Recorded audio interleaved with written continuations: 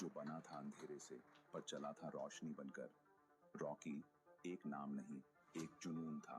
गरीबी में जन्मा, सड़कों पर पला और सोने के साम्राज्य पर बैठा। यहाँ उपस्थित हर एक मेहमान। अच्छा,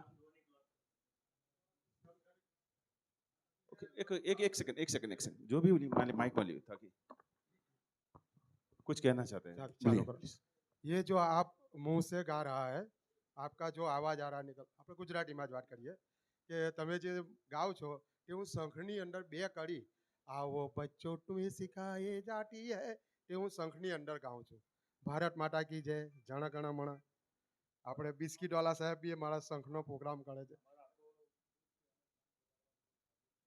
સાધુ સંતો મેરેજમાં બધે શંખોમાં જઈએ છે। ને શંખની અંદર મંગળ ફેરા બી ગાય। પહેલું પહેલું મંગળ મારું ફળીએ રે, પહેલું મંગળ બ્રહ્માજીને સ્થાન જાય। શંખની અંદર શંખ તો બે જાન છે પણ આ એની અંદર એક જાતની મારી પાસે કળા છે। थैंक यू, धन्यवाद। और दो शब्द हमारे नैना जी, एक फोटो के लिए आप रुक बीच में आ जाइए। जोरदार स्वागत करें दोस्तों प्लीज, तालियों से। Thank you, thank you, thank you. किसी को अगर हिंदी नहीं आती है तो वो गुजराती में भी अपना बोल सकते हैं। कहेवाय છે કે તારા